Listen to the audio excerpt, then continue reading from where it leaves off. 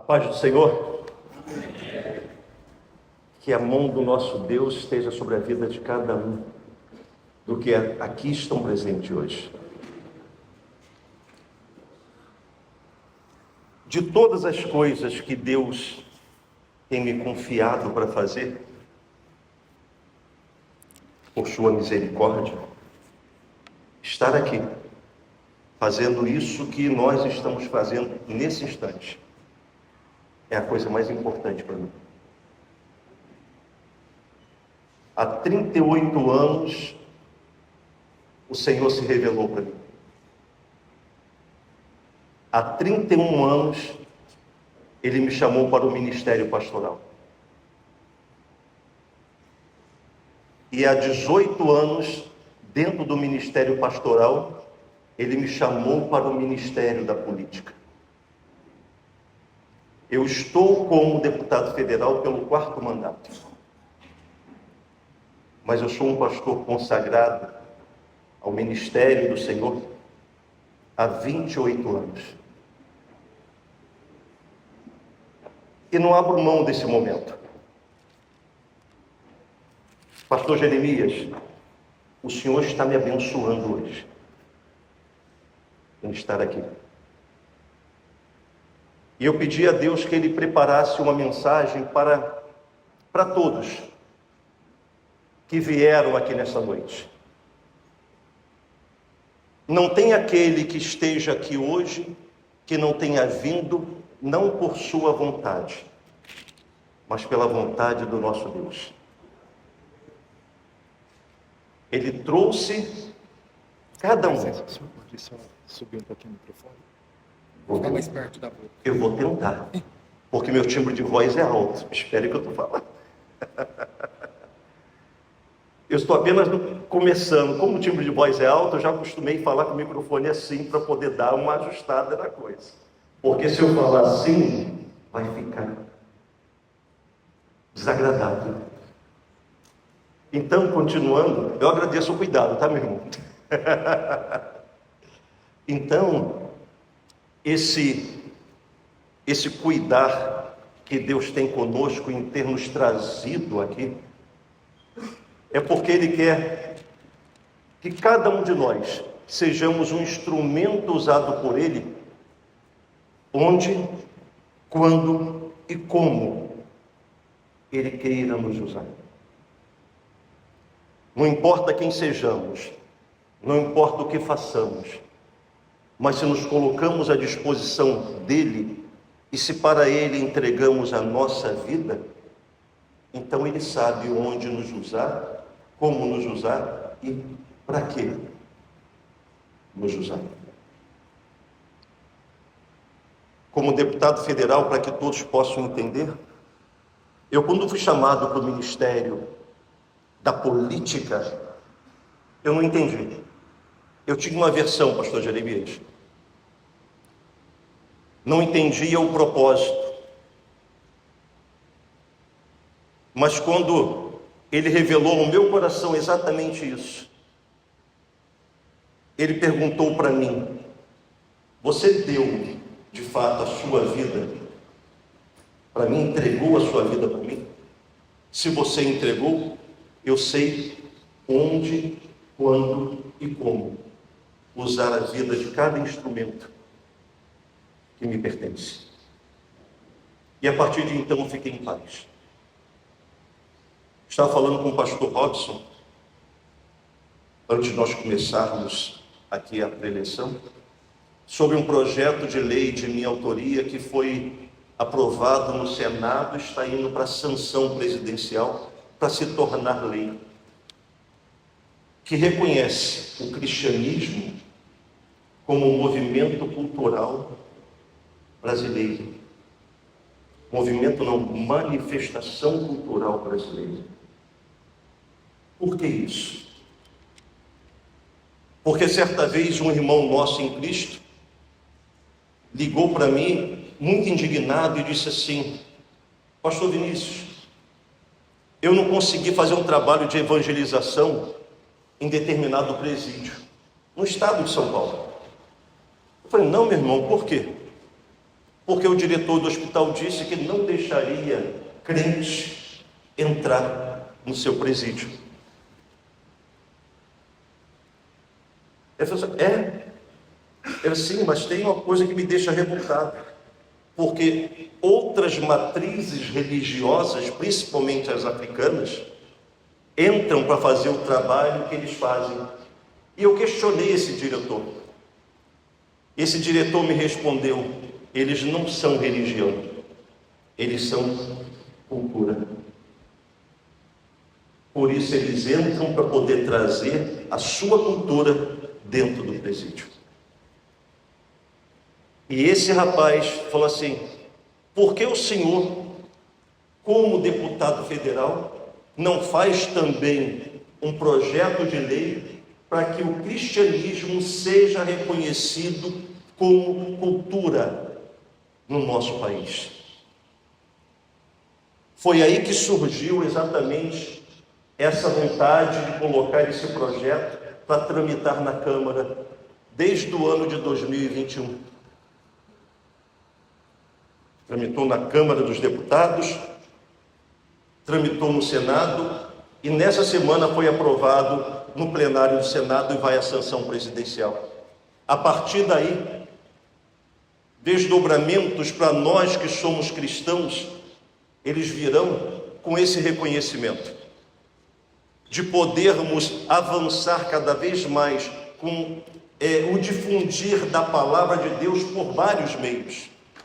Não só estarmos num púlpito pregando, mas através da música, através da literatura, através da dramaturgia, através da arte. Então nenhum outro lugar poderá alegar que o cristianismo não possa ser levado, que Jesus Cristo não possa ser levado, porque é apenas uma religião.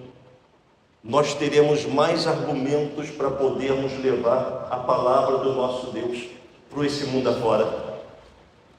Esse é o ID que Ele me chamou e que chamou a todos os senhores que aqui estão.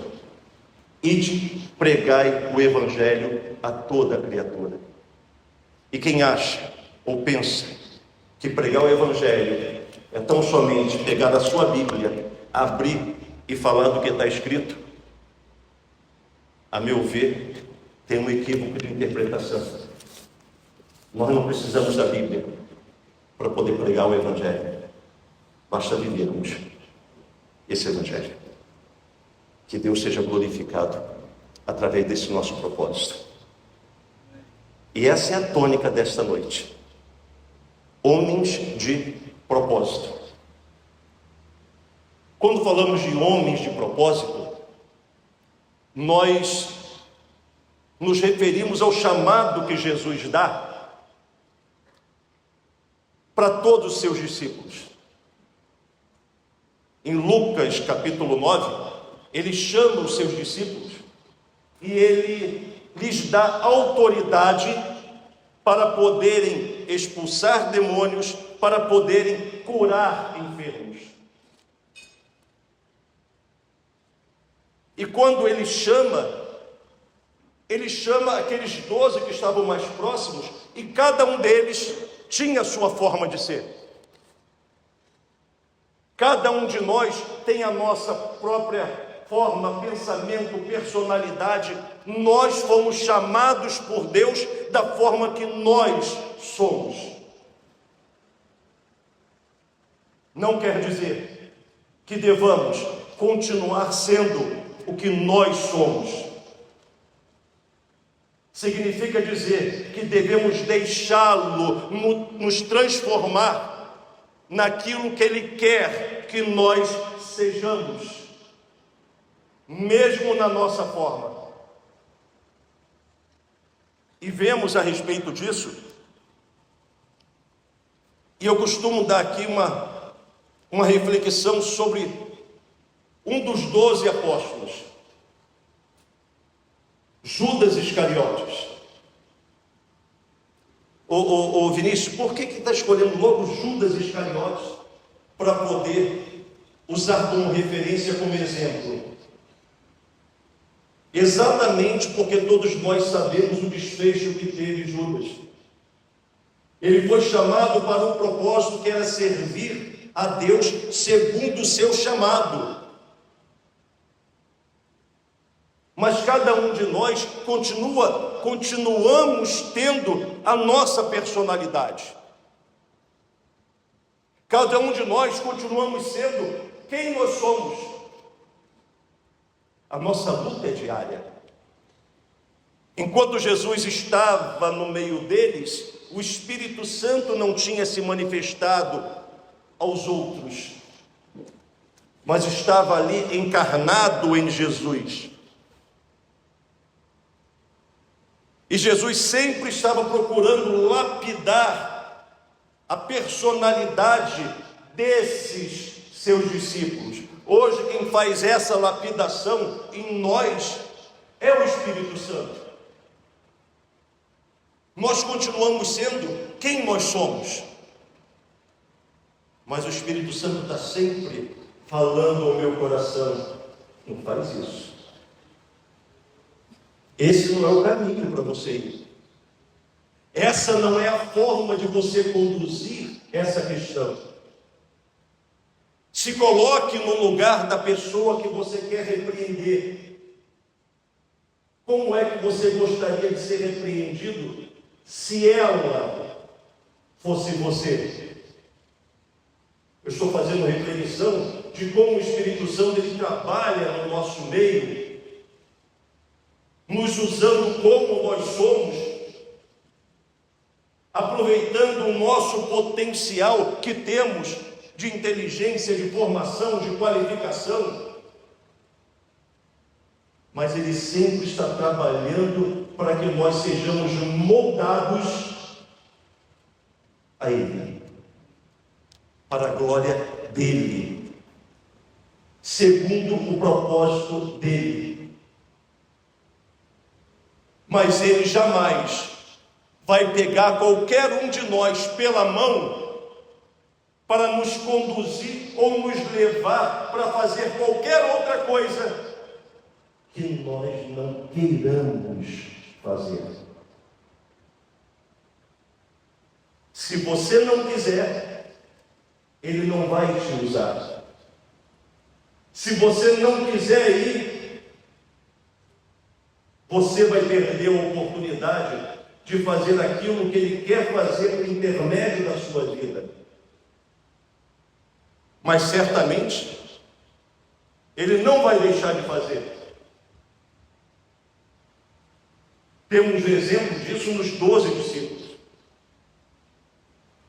Judas Iscariote estava no meio deles, e a preocupação de Judas, dentre todas elas, era sempre com as questões materiais, sempre com a questão financeira. O coração dele era voltado para aquilo que mais o atraía. E foi exatamente nessas questões desse coração que o diabo encontrou um espaço para poder entrar em sua vida. Diz a Bíblia,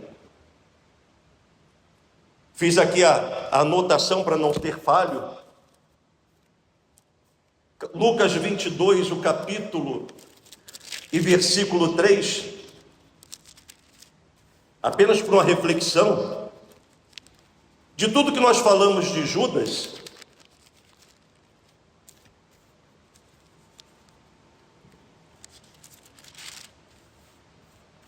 até o momento do pacto de traição, Satanás não tinha entrado em Judas. Era a natureza de Judas que o fazia agir segundo ele queria agir. Assim como Deus ele não pode me forçar a fazer o que eu não quero, o diabo também não pode, de forma alguma, forçar a pessoa a fazer aquilo que ela não queira fazer. Mas ele se alimenta pela vaidade, pela vontade do seu coração. Esses dias eu ouvi uma pessoa falando o seguinte, um deputado falando também, que é cristão, que é irmão em Cristo. Ele falou: Vinícius, nós temos um chamado, e Deus nos chamou para ocuparmos este lugar. E eu disse para ele: nós não somos daqui, nós estamos aqui. E o estarmos aqui é para o reino de Deus, não é para nossa vontade ou para nossa vaidade. Eu disse para ele: porque se Deus não quiser, nós não vamos chegar ao fim dessa noite, e nem muito menos abriremos os olhos amanhã de manhã cedo. Então, se nós estamos aqui e fomos chamados para esse propósito, não podemos deixar de forma alguma que esse propósito destoe o nosso pensamento, destrua aquilo pelo qual nós fomos chamados e aceitamos quando fomos chamados. Se nós refletirmos sobre isso, nós podemos deixar com que o Espírito Santo nos molde para que nós sempre, embora imperfeitos, falhos, como todos nós somos, nos esmeremos em fazer a vontade de Deus e fazer com excelência. E quando nós falamos fazer com excelência, eu me lembro também aqui na própria Bíblia, na palavra de Deus, de um camarada que antes de ele se tornar quem a história mostra que ele perseguia os cristãos, prendia os cristãos, consentia na morte dos discípulos de Cristo. Mas ele fazia isso porque ele era uma pessoa perversa, ruim? Não. É porque ele era leal àquilo que ele acreditava. Ele acreditava que estava fazendo para Deus, em nome de Deus. Porque a religião o cegou. Os religiosos o cegaram. Eu estou falando de Paulo. Se você pega a Escritura a partir de Atos dos Apóstolos, capítulo 9, que fala da conversão de Saulo, nós reparamos muito bem um detalhe. Saulo foi chamado pelos principais sacerdotes. Com licença.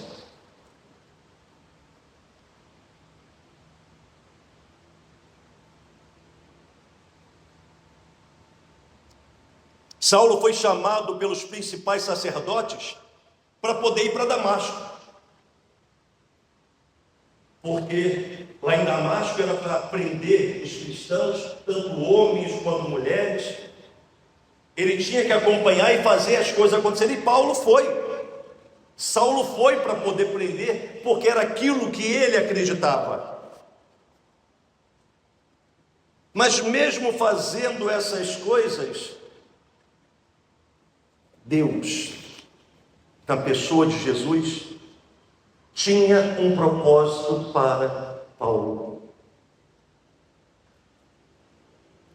E não importa onde nós estejamos, não importa o que estejamos fazendo, se Deus tem para mim e tem para você um propósito, Ele vai arrumar uma forma de se revelar para você e te mostrar o que Ele quer fazer através da sua vida.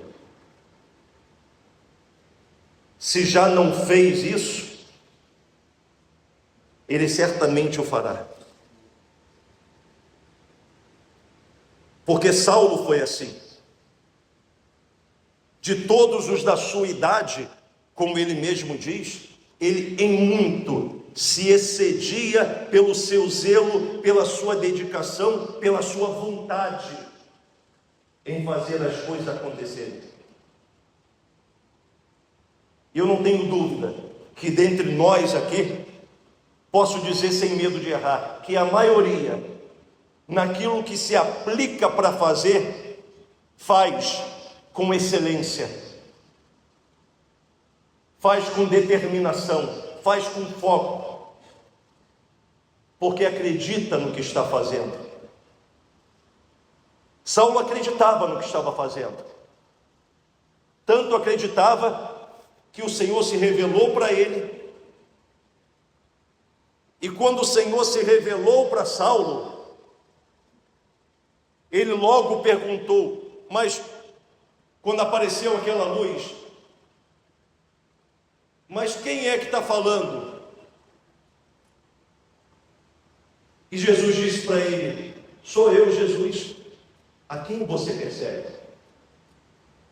E aquelas instruções todas que Jesus deu para Ananias, para que Ananias pudesse limpar as vistas de Saulo, que pudesse impor as mãos sobre Saulo, e no capítulo 9, versículo 17 e 18, fala um ponto muito importante. Embora religioso, embora dedicado, embora zeloso ao extremo, Saulo não tinha tido ainda uma experiência com Deus. Ele não tinha recebido o Espírito Santo. E foi naquele exato momento, quando Ananias impôs as suas mãos para curar as suas vistas, que ele recebeu o Espírito Santo. E depois que ele recebeu o Espírito Santo, Saulo foi batizado. E se tornou no Paulo que todos nós conhecemos, que não teve a revelação de Jesus por parte de nenhum dos seus discípulos, colegas, mas o próprio Deus se revelou para ele. Então eu deixo aqui uma mensagem para todos os nossos irmãos que aqui estão. Deus tem feito isso na minha vida e no meu ministério. Desde o dia em que eu falei para ele, e foi em 1986, eu estava numa quadra de esporte do quartel que eu servia, com 20 anos de idade, e eu disse para Deus assim, ó Deus, chorando como criança, se você existe, me tire desse sofrimento que eu estou vivendo, porque eu não aguento mais. A partir daquele instante, em abril de 1986, não me lembro o dia com exatidão, 6 meses depois, eu estava entrando numa igreja e conhecendo a palavra de Deus. E até hoje, ele tem se revelado de forma grandiosa e poderosa na minha vida. E até hoje, eu tenho falado para ele, usa-me. Não onde eu quero, mas onde o Senhor quer me usar. Eu estou no 4º mandato de deputado federal. E se for da vontade dele, virá o 5º, virá o 6º. E se não vier, porque não foi da vontade dele. Mas certamente, eu quero estar no centro da vontade dele, cumprindo os desígnios e os propósitos que ele serviu para a minha vida, em servir. Que assim seja na vida e no coração de cada um de vocês. Não deixe que o nosso coração faça de nós um novo Judas Iscariotes, preso pela vaidade, pelo orgulho, pela prepotência, pela arrogância. Mas deixe com que o Espírito Santo encontre no nosso coração a dedicação, o zelo, a vontade de querer fazer as coisas para Deus, ainda que você não esteja no lugar certo, mas Ele vai te tirar desse lugar e vai te colocar no lugar certo, assim como fez com Paulo, assim como fez comigo.